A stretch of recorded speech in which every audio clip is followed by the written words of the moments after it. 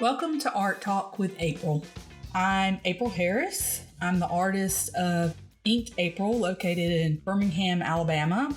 And this podcast is going to be about all things art. We'll talk about books, invite some artists to interviews, and much, much more. Let's get started. A reading of Big Magic, Creative Living Beyond Fear by Elizabeth Gilbert. Let's talk about courage now. If you already have the courage to bring forth the jewels that are hidden within you, terrific.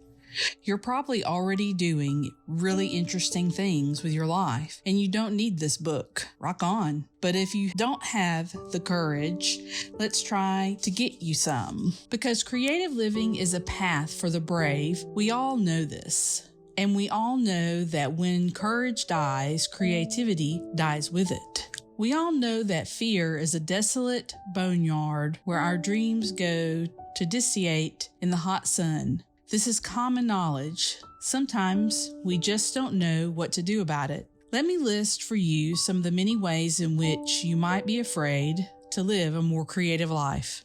You're afraid you have no talent. You're afraid you'll be rejected or criticized or ridiculed or misunderstood or worst of all, ignored. You're afraid there's no market for your creativity and therefore no point in pursuing it.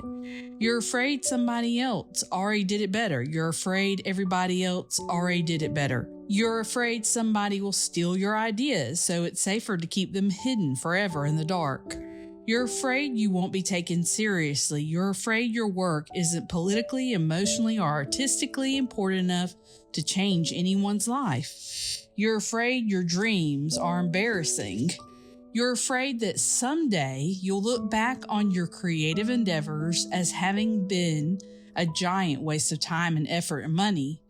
You're afraid you don't have the right kind of discipline. You're afraid you don't have the right kind of workspace or financial freedom or empty hours in which to focus on invention or exploration.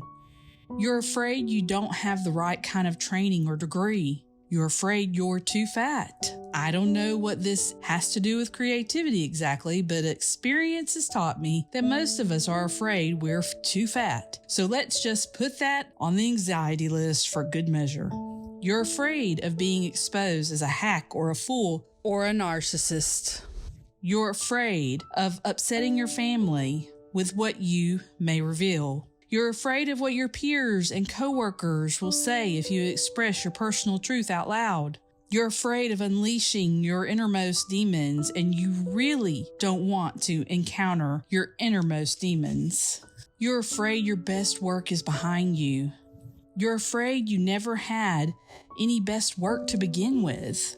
You're afraid you neglected your creativity for so long that now you can never get it back. You're afraid you're too old to start. You're afraid you're too young to start. You're afraid because something went well in your life once, so obviously nothing can ever go well again. You're afraid nothing has ever gone well in your life, so why bother trying? You're afraid of being a one-hit wonder. You're afraid of being a no-hit wonder. Listen, I don't have all day here, so I'm not going to keep listing fears. It's a bottomless list, anyhow, and a depressing one. I'll just wrap up my summary this way. Scary, scary, scary. Everything is so goddamn scary. Defending your weakness. Please understand that the only reason I can speak so authoritatively about fear is that I know it so intimately. I know every inch of fear from head to toe. I've been a frightened person my entire life. I was born terrified, not exaggerating. You can ask anyone in my family and they'll confirm that. Yes, I was an exceptionally freaked out child. My earliest memories are of fear as are pretty much all the memories that come after my earliest memories. Growing up, I was afraid not only of all the commonly recognized and legitimate childhood dangers, the dark strangers, the deep end of the swimming pool, but I was also afraid of an extensive list of completely benign things: snow, perfectly nice babysitters, cars, playgrounds, stairs, Sesame Street, the telephone, board games, the grocery store, sharp blades of grass, any new situation whatsoever, anything that dared to move, etc., etc., etc. I was a sensitive and easily traumatized creature who would fall into fits of weeping at any disturbance in her force field. My father, exasperated, used to call me Pitiful Pearl. We went to the Delaware shore one summer when I was 8 years old, and the ocean upset me so much that I tried to get my parents to stop all the people on the beach from going into the surf. I just would have felt a lot more comfortable if everyone had stayed safely on his or her own towel, reading quietly. Was that too much to ask? If I'd had my way, I would have spent that entire vacation, indeed my entire childhood, indoors, snuggling on my mother's lap in low light, preferably with a cool washcloth on my forehead. This is a horrible thing to say, but here goes. I probably would have loved having one of those awful Munchausen syndrome by proxy mothers who could have colluded with me in pretending that I was eternally sick, weak, and dying. I would have totally cooperated with that kind of mother in creating a completely helpless child given half the chance. But I didn't get that kind of mother, not even close. Instead, I got a mother who wasn't having it. She wasn't having a minute of my drama, which is probably the luckiest thing that ever happened to me. My mom grew up on a farm in Minnesota, the proud product of tough Scandinavian immigrants, and she was not about to raise a little candy ass, not on her watch. My mother had a plan for turning around my fear that was almost comic in its straightforwardness at every turn. She made me do exactly what I dreaded most. Scared of the ocean? Get in the ocean. Afraid of the snow? Time to shovel snow. Can't answer the telephone? You are now officially in charge of answering the telephone in this house. Hers was not a sophisticated strategy, but it was consistent. Trust me, I resisted her. I cried and sulked and deliberately failed. I refused to thrive. I lagged behind, limping and trembling. I would do almost anything to prove that I was emotionally and physically totally enfeebled. To which my mom was like, "No, you aren't." I spent years pushing back against my mother's unshakable faith in my strength and abilities. Then one day, somewhere in adolescence, I finally realized that this was a really weird battle for me to be fighting, defending my weakness. That's seriously the hill I want to die on? As the saying goes, argue for your limitations and you get to keep them. Why would I want to keep my limitations? I didn't, as it turned out. I don't want you to keep yours either. Fear is boring. Over the years, I often wondered what finally made me stop playing the role of Pitiful Pearl almost overnight. Surely, there were many factors involved in that evolution. The tough mom factor, the growing up factor, but mostly I think it was just this. I finally realized that my fear was boring. Mind you, my fear had always been boring to everyone else, but it wasn't until mid-adolescence when it became, at last, boring even to me. My fear became boring to me, I believe, for the same reason that fame became boring to Jack Gilbert. Because it was the same thing every day. Around the age of 15, I somehow figured out that my fear had no variety to it, no depth, no substance, no texture. I noticed that my fear never changed, never delighted, never offered a surprise twist or an unexpected ending. My fear was a song with only one note, only one word actually, and that word was stop. My fear never had anything more interesting or subtle to offer than that one emphatic word, repeated at full volume on an endless loop. Stop, stop, stop, stop. Which means that my fear always made predictably boring decisions, like a choose-your-own-ending book that always had the same ending. nothingness. I also realized that my fear was boring because it was identical to everyone else's fear. I figured out that everyone's song of fear was exactly the same tedious lyric. Stop, stop, stop, stop. True, the volume may vary from person to person, but the song itself never changes because all of us humans were equipped with the same basic fear package when we were being knitted in our mother's wombs, and not just humans. If you pass your hand over a petri dish containing a tadpole, the tadpole will flinch beneath your shadow. The tadpole cannot write poetry, and it cannot sing, and it will never know love or jealousy or triumph, and it has a brain the size of a punctuation mark. But it damn sure knows how to be afraid of the unknown. Well, so do I. So do we all. But there's nothing particularly compelling about that. Do you see what I mean? You don't get any special credit, is what I'm saying, for knowing how to be afraid of the unknown. Fear is a deeply ancient instinct. In other words, an evolutionary, vital one. But it ain't especially smart.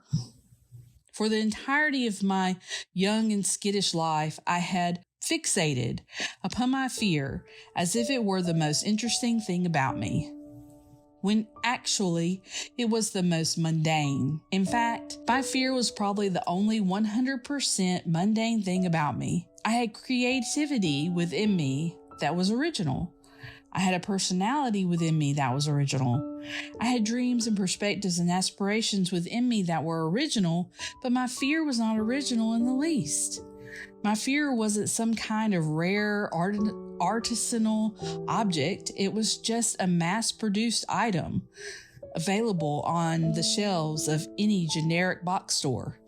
And that's the thing.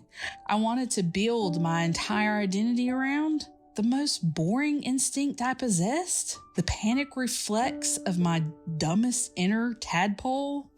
No, the fear you need and the fear you don't need. Now, you probably think I'm going to tell you that you must become fearless in order to live a more creative life, but I'm not going to tell you that because I don't happen to believe it's true. Creativity is a path for the brave, yes, but it is not a path for the fearless, and it's important to recognize the distinction. Bravery means doing something scary. Fearlessness means not understanding what the word scary means. If your goal in life is to become fearless, then I believe you're already on the wrong path, because the only truly fearless people I ever met were straight up sociopaths and a few exceptionally reckless 3-year-olds, and those aren't good role models for anyone. The truth is, you need your fear for obvious reasons of basic survival. Evolution did well to install a fear reflex within you, because if you didn't have any fear, you would lead a short, crazy, stupid life. You would walk into traffic. You would drift off into the woods and be eaten by bears. You would jump into giant waves off the coast of Hawaii despite being a poor swimmer. You would marry a guy who said on the first date, "I don't necessarily believe people were designed by nature to be monogamous." So yes, you absolutely do need fear in order to protect you from actual dangers, like the ones I've listed above. But you do not need your fear you do not need your expression. Seriously, you don't. Just because you don't need your fear when it comes to creativity, of course, doesn't mean your fear won't show up. Trust me, your fear will always show up, especially when you're trying to be inventive or innovative. Your fear will always be triggered by your creativity, because creativity asks you to enter into realms of uncertain outcome, and fear hates uncertain outcome. Your fear, programmed by evolution to be the hypervigilant and insanely overprotective, will always assume that any uncertain outcome is destined to end in a bloody, horrible death. Basically, your fear is like a mall cop who thinks he's a Navy SEAL. He hasn't slept in days. He's all hopped up on Red Bull, and he's liable to shoot at his own shadow in an absurd effort to keep everyone, quote, safe. This is all totally natural and human. It's absolutely nothing to be ashamed of. It is, however, something that very much needs to be dealt with. So I'm a big fan of Elizabeth Gilbert's work, and I haven't actually finished this book, Big Magic, Creative Living Beyond Fear. But every bit of the book that I've ever read has been so on point. And this message specifically is very important to me because I feel empathetic with her in her situation of being a fearful child and growing up afraid of just about everything and taking chances and doing things I'd never done before. For me to be an artist, to be a designer, to be a creative of any sort, I have to actually be brave, but that doesn't mean be fearless. It's hard to remember that distinction when you're making creative work. There's fear around every corner when you're creative. You're afraid of sharing it. You're afraid it's bad. You're afraid that you're going to fail. You're afraid that it's not worth it.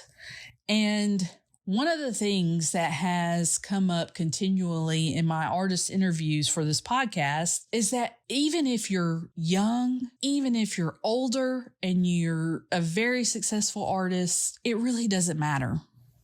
It doesn't. The fear doesn't go away. That stays. That may be too scary, but stop fighting against your fear.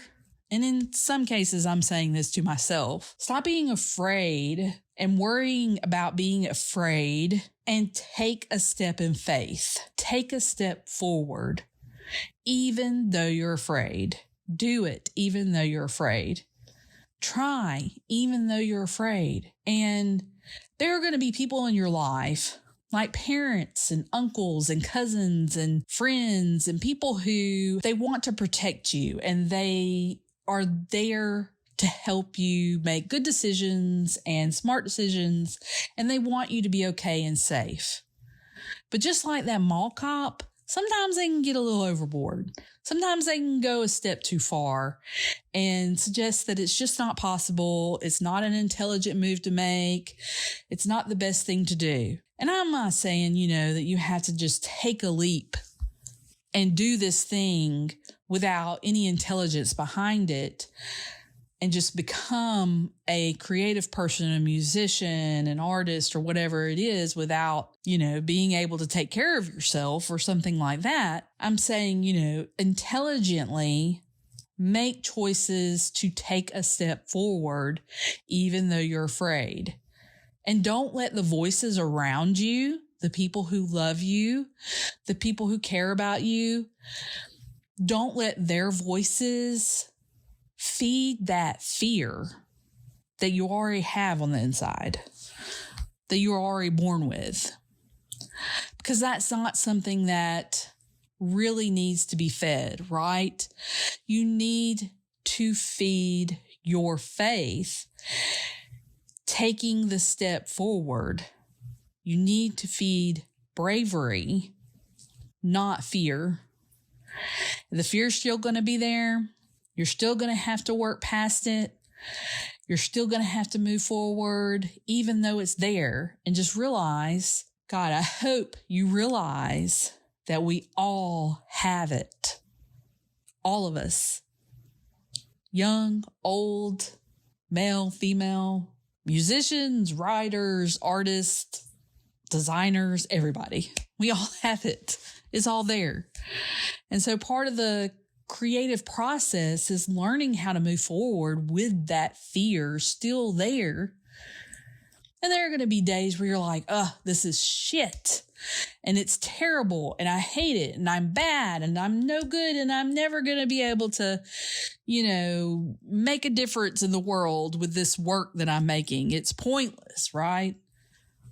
But the truth is that it's not actually pointless. Sharing your voice is really important, and sharing, even though you're afraid to share, is really important for the rest of the world. The rest of the world needs to hear your voice, and the rest of the world needs to know your uniqueness. That's important just in itself, no matter where it goes. I hope you really enjoyed this reading from Big Magic, and I plan to do a book review on this later, but I haven't actually read through it all the way, as I mentioned. But wow, it's a very, very moving and personable read. And I plan to talk on it some more later. But if you have a chance to listen into any of the other podcasts, any of the interviews, you will notice a connective link to each and every person. We're all afraid. None of us really know what we're doing. And it's about just taking one step at a time and trusting that inner gut that we have, that this is something that we want to do, that this is something that we love and that we want to create. Please subscribe. Please share this podcast with other creatives that you know. And if you're interested in being interviewed for the podcast, please reach out to me at april@inkedapril.com. Thank you for listening to Art Talk with April. I hope you enjoyed the show. Please subscribe.